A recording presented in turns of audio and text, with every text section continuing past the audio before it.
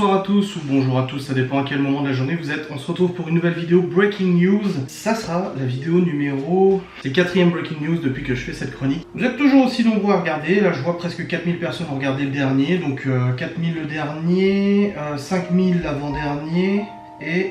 Je suis en courant des stats, et 4000 le premier. Pour nous, on est toujours dans les clous. C'est une chronique qui m'intéresse de faire, c'est une chronique qui vous intéresse de regarder. Je vais essayer de parler plus lentement. C'est vrai que vous avez été nombreux à remarquer que dans ma dernière vidéo, je parlais très vite dans la vidéo entreprise. Déjà que je suis quelqu'un qui parle vite à la base, mais en plus quand je fais une vidéo, j'ai toujours envie d'aller le plus vite possible en fait, parce que j'ai peur qu'il y ait une interruption. Genre, vu que c'est vrai qu'on a Chloé à la maison, donc il y a toujours un risque en fait qu'elle rentre dans la chambre ou dans le bureau, donc je me dépêche un petit peu. Quoi qu'il en soit, j'ai essayé de parler un petit peu plus doucement pour cette chronique. Je filme actuellement avec le Canon G7X, j'ai pas installé la grosse caméra parce que pour les breaking news, c'est des vidéos que j'ai envie de faire rapidement au niveau montage, rapidement au niveau tournage. Généralement, je tourne 10-15 minutes et je mets à peu près une demi-heure à monter. J'ai pas envie d'installer tout le matos pour une chronique qui se veut en fait rapide. On va partir sur le 20 minutes comme d'habitude, c'est toujours le même journal qui résume un petit peu les actualités de la semaine, etc.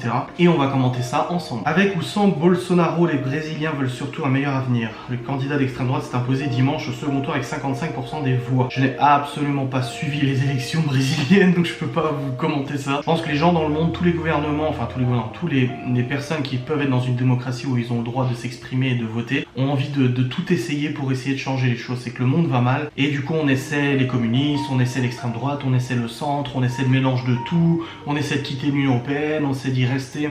Je pense que personne ne sait comment faire ou personne n'a la solution. Des vents à plus de 170 km/h en Corse, il faut rester chez soi. Oui, j'ai entendu, ils sont en alerte orange, vent violent. On est actuellement le 29 octobre, le lundi 29 octobre. J'ai entendu ça tout à l'heure à la radio, ça fout les jetons. Hein. Nous, on a déjà eu le cas il y a quelques années où on habitait en fait un petit peu en montagne, on était à 1500 mètres d'altitude. Et on avait eu un soir où il y avait eu des vents, on était à 160 ou 150, non 145 km/h. Ça soufflait, mais un truc de taré. On avait l'impression que le toit allait s'effondrer. Vu qu'on était en montagne, l'eau était acheminée en fait par une pompe. Et du coup, on a eu une coupure d'électricité. Du coup, la pompe amenait plus l'eau.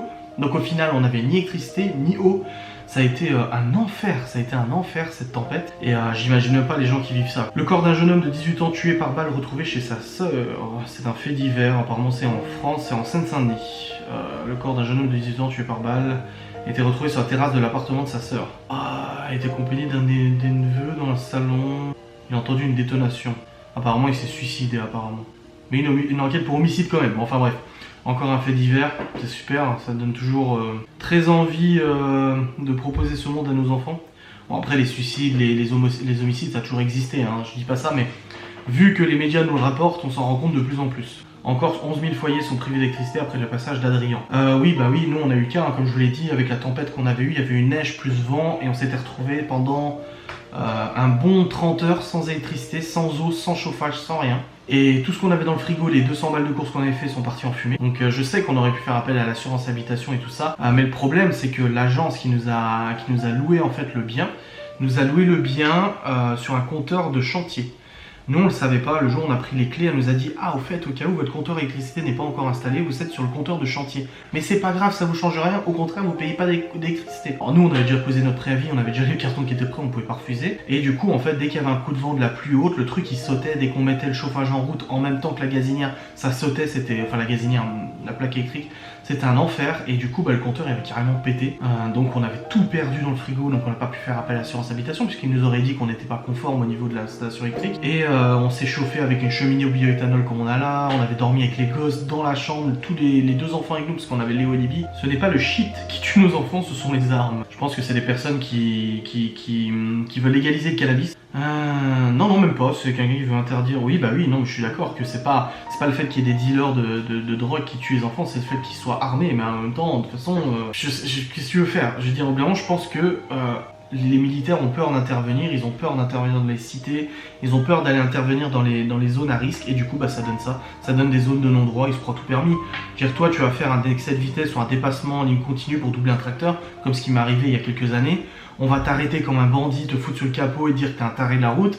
Par contre, j'ai déjà vu plusieurs fois à Metz, un mec en scooter sans casque qui fait du rodéo, le flic le regarde passer et puis il fait rien. Donc je pense qu'il y a une justice à deux niveaux à ce niveau-là. Après vous allez me dire, le mec va le suivre et il va se planter, le gars, et puis ça y est, ce sera le faute du flic. Qu'est-ce qu'il faut faire? Qu'est-ce qu'il faut faire? Tout ce que je sais, c'est qu'il y a des zones de non-droit qui sont pas acceptables, quoi. Et c'est pas acceptable. Et mais ça, c'est partout dans le monde, c'est même pas qu'en France. Moi, je vois la différence avec la Suisse, parce qu'on a vécu en Suisse aussi. Plein de fois, j'ai vu les flics suisses arrêter des mecs, les foutre sur le capot, le pétard sur la tempe et tout ça, parce que le gars, il a roulé comme un cinglé. Ça, en France, tu fais ça, mais tu te retrouves avec une guérilla, une guerre civile.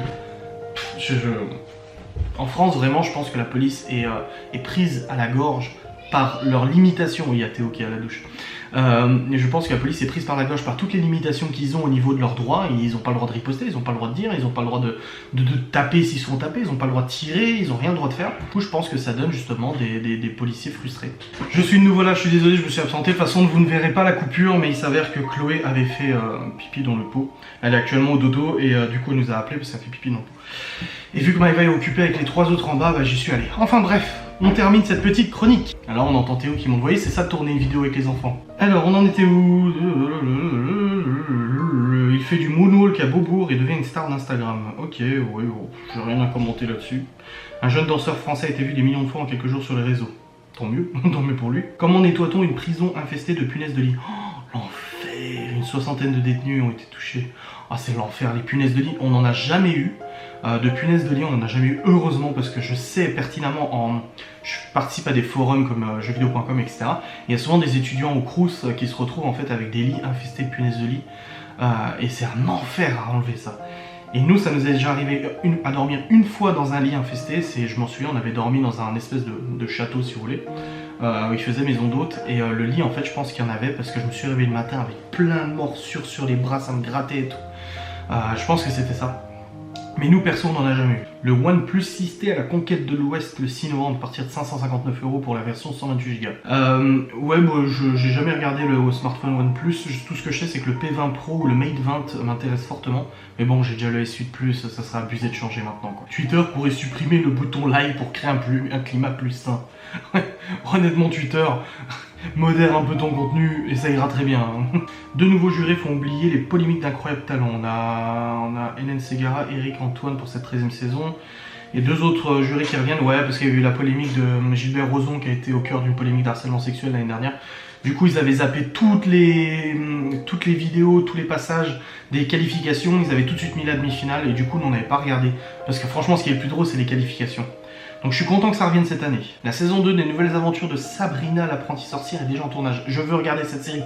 C'est un spin-off de Riverdale, parce qu'il faut savoir que Riverdale, c'est tiré du comic Les aventures d'Archie.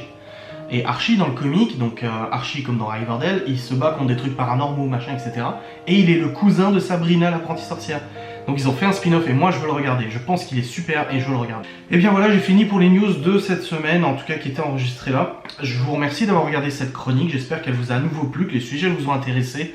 Je ne choisis pas les sujets. Je lis à la suite ce qui vient. Bon, quand c'est du foot, du tennis et tout ça, moi ça m'intéresse pas vraiment. Mais j'essaie vraiment de suivre fidèlement le fil d'actualité de 20 minutes et de répondre selon mon opinion. Et visiblement vous êtes nombreux à aimer parce que vous dites, vous regardez pas les infos et ça vous permet d'avoir un petit peu d'infos.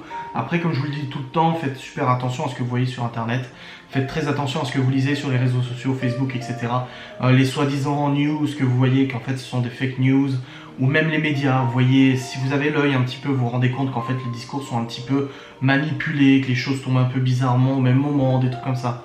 Soyez toujours ouverts et soyez toujours conscients qu'il ne faut pas croire noir sur blanc ce que vous lisez ou ce que vous entendez. Quoi qu'il en soit, lisez et entendez ce que je dis, c'est déjà bien. Faites-vous votre propre opinion, c'est ça qui est important. Merci d'avoir regardé cette nouvelle Breaking News et je vous dis à très vite pour un nouvel épisode.